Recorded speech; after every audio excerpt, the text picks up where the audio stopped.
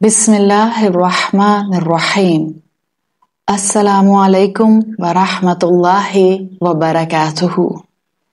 خطوات الی الایقاظ کی ایک اور ایپیسوڈ کے ساتھ آپ کے ساتھ موجود ہوں۔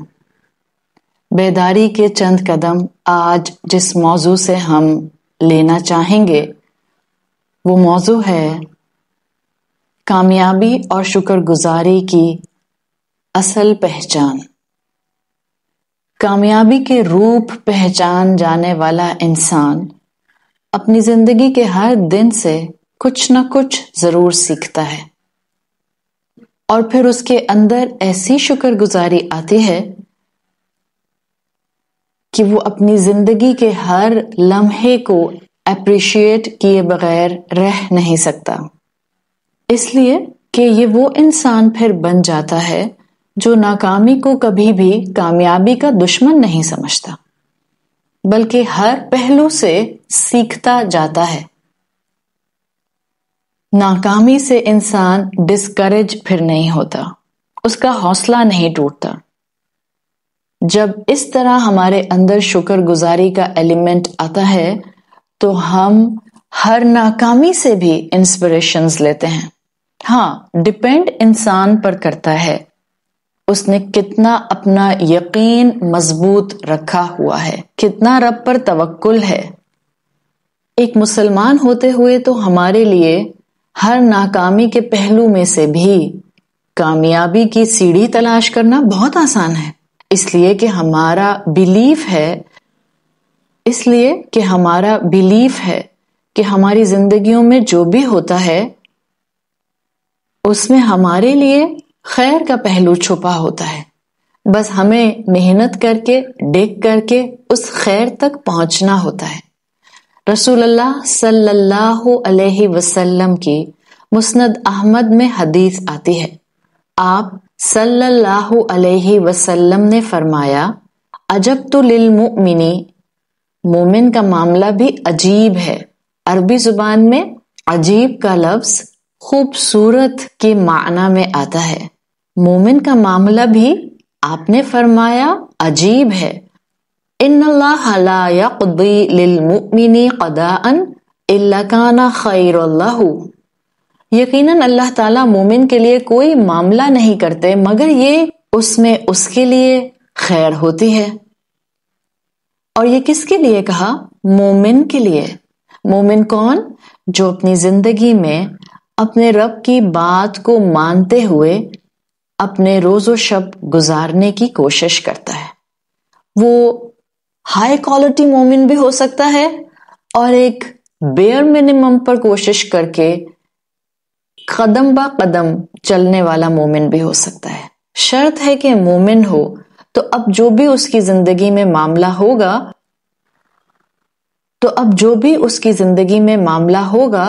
اس سے وہ خیر کا پہلو ہمیشہ تلاش کر سکتا ہے، اس لیے کہ اللہ کے رسول صلی اللہ علیہ وسلم نے فرمایا، الا کان خیر اللہ، کچھ بھی اس کے ساتھ نہیں ہوتا سوائے اس کے کہ اس میں اس کے لیے خیر ہو۔ اسی لیے تو اللہ کے رسول صلی اللہ علیہ وسلم نے ہمیں ہر حال میں الحمدللہ کہنے کی تلقین کی ہے۔ الحمدللہ علی کل حال، الحمدللہ تتم الصالحات۔ انسان کی زبان پر ہر لمحہ، چاہے وہ خوش تھا یا اس کے لیے مشکل لمحہ تھا، اس کی زبان پر الحمدللہ کا ورد جاری رہے۔ یہ مائنڈ سیٹ ہمارا اسلام اس لیے بنانا چاہتا ہے تاکہ زندگی کے مشکل لمحات میں بھی ہمیں دوبارہ سے کھڑے ہو جانے کی ہمت مل جائے، محنت کرنے کا ارادہ بن جائے، اور زندگی کو ہر دن ایک نئی انرجی کے ساتھ ہم شروع کر سکیں۔ اس کیفیت سے صبح کرنے والے اپنی زندگی میں موجود ہر نعمت کو اپریشیٹ کر سکتے ہیں اور اپنے ہر دن کو بہتر بنانے کی طرف قدم اٹھا سکتے ہیں۔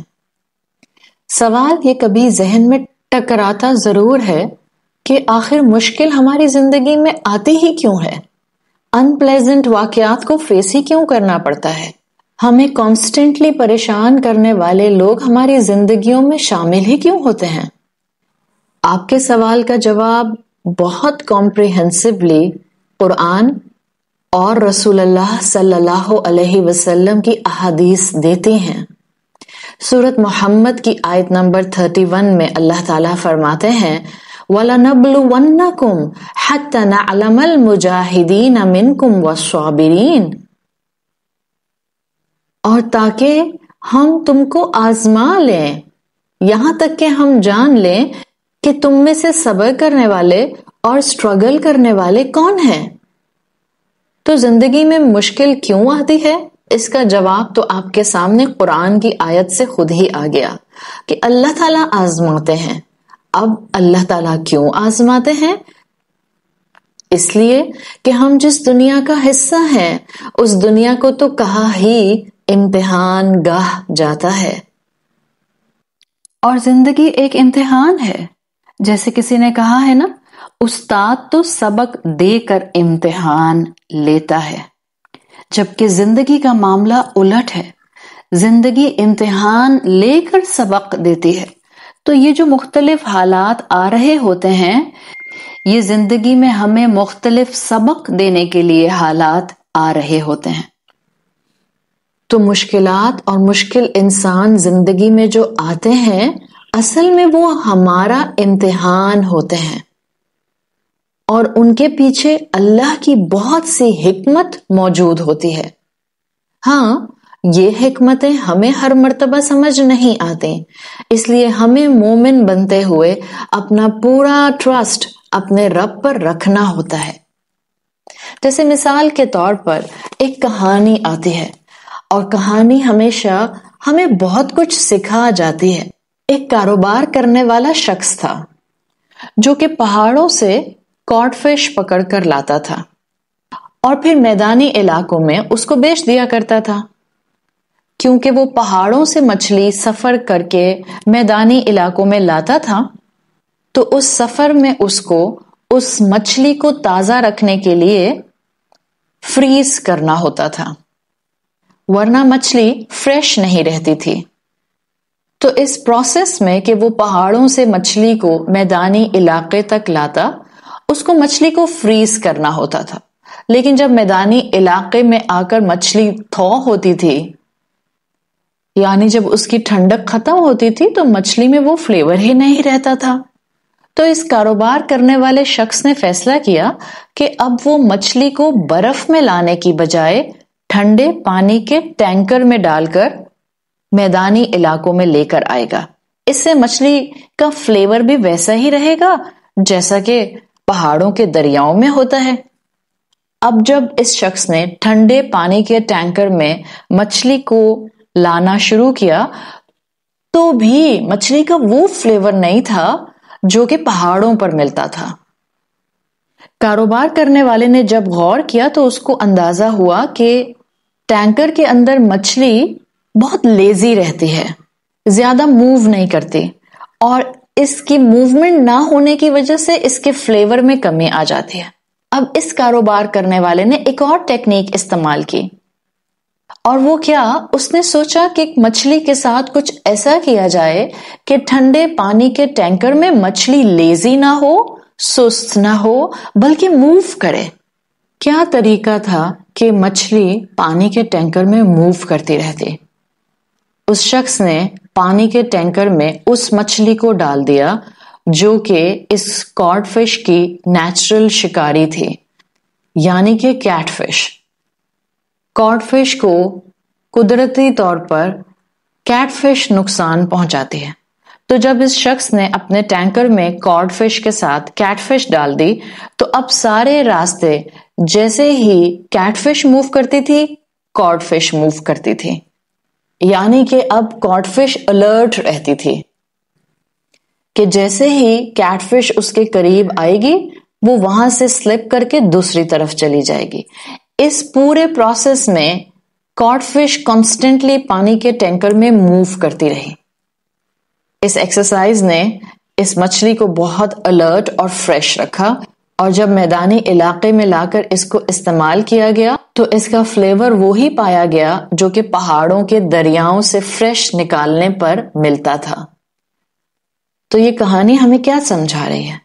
ہماری زندگیوں میں بھی یہ جو مشکلات ہوتی ہیں، یہ جو مشکل لوگ ہوتے ہیں، یہ بعض اوقات ہمارے اپنے جو ہمارے لیے مشکلات کریٹ کرتے ہیں۔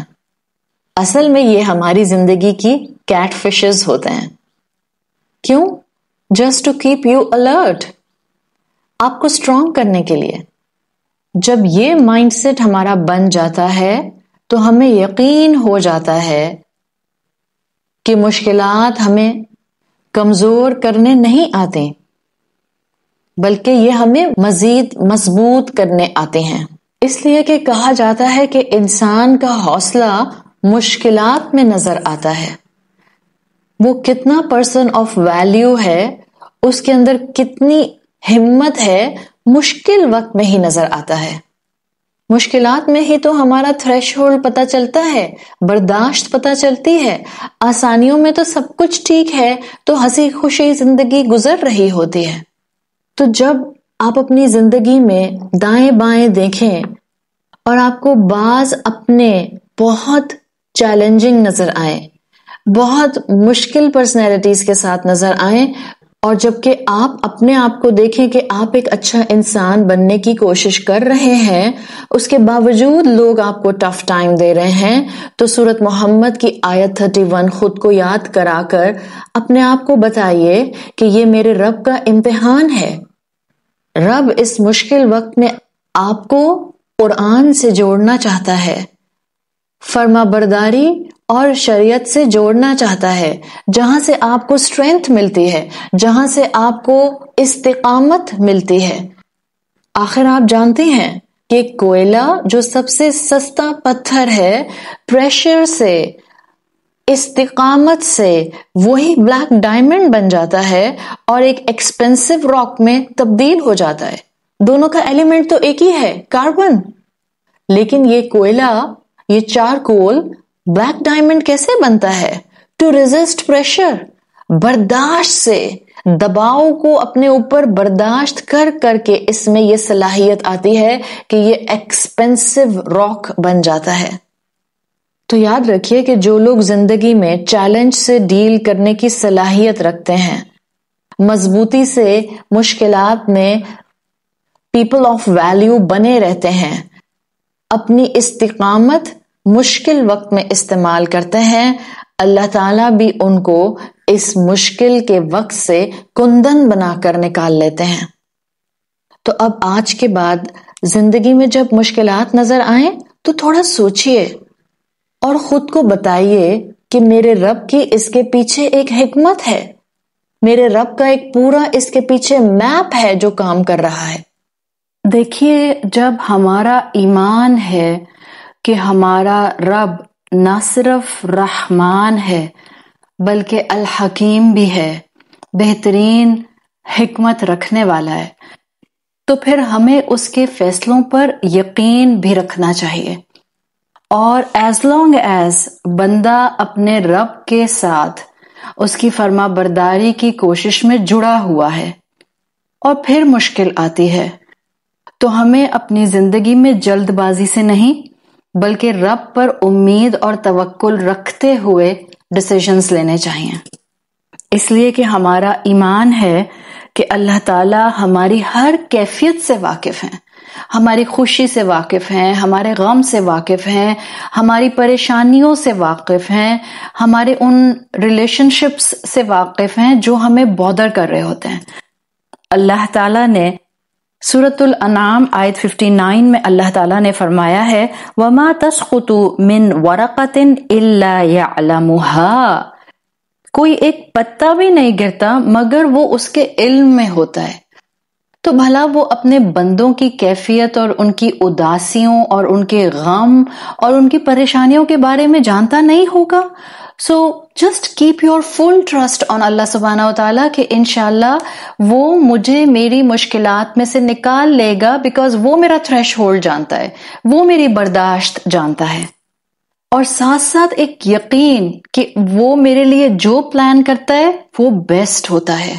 رب میرے اندر بہتری لانا چاہتا ہے، رب مجھے خود سے جوڑنا چاہتا ہے، رب مجھے زندگی کی ان ناکامیوں سے اور ان ٹف ٹائمز سے میرے اندر نکھار لانا چاہتا ہے۔ ایسے میں ہم اپنی ہر غلطی سے، ہر ایکسپیرینس سے، ہر مشکل سے گھبراتے نہیں بلکہ ان سے سیکھتے ہیں۔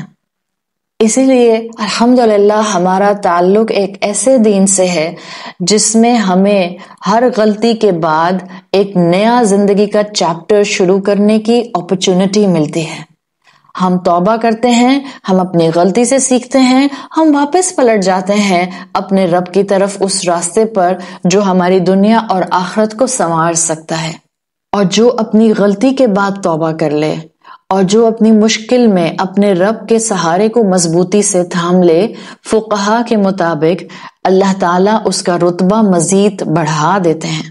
جبھی تو انسانیت میں انبیاء اور رسول بہترین انسان تھے، اس لیے کہ ان کے امتحان زندگی کے سخت تھے، ان کو زیادہ برداشت کرنا پڑا، لیکن کیونکہ انہوں نے ان مشکلات میں ثابت قدمی اختیار کی تو اللہ ان سے راضی ہوا۔ جو اللہ سے راضی رہتا ہے اللہ اس سے راضی رہتا ہے، اور جو اللہ سے راضی رہتا ہے وہی اللہ کا ہر حال میں شکر ادا کرتا ہے۔ لہذا زندگی کی مشکلات میں گھبرایا نہیں کیجیے، بلکہ اس میں بھی اپنے لیے نئے حکمت کے پہلو، نئی ٹیکنیکس، نئے انداز، نئی فرما برداریاں رب کی تلاش کرنے کی مکمل کوشش کیا کیجیے۔ تو آج سے انشاءاللہ ہم زندگی میں رب کی فرما برداری کے ساتھ چند قدم جو بیداری کے لیں گے، وہ ہر طرح کے سرکمسٹانسز میں اپنے رب سے خوشگمانی رکھنا ہے، ہر طرح کے سرکمسٹانسز میں اپنی کامیابی کی طرف فوکسڈ رہنا ہے، مشکل میں اپنے آپ کو وہ ٹیکنیکس سکھانی ہیں جن سے ہم یہ سیکھ سکیں کہ اس میں سے بھی خیر نکل سکتا ہے، اس مشکل میں بھی چھپی کوئی نہ کوئی خیر ہے جس کو پا کر مجھے اپنی زبان کو رب کی شکر گزاری کے ساتھ اور پازیٹیوٹی کے ساتھ جوڑنا ہے۔ اس لیے ہمارا قرآن سے اور اسلام کی تعلیمات سے جڑنا بہت ضروری ہے۔ اللہ تعالی ہمیں زندگی میں شکر گزاری کا پہلو نصیب فرمائے اور مشکلات کے اندر صبر اور استقامت کی نعمتوں سے نوازیں۔ سبحانک اللہم و بحمدک، نشہد ان لا الہ الا انت، نستغفرک و نتوب الیک۔ السلام علیکم ورحمۃ اللہ وبرکاتہ۔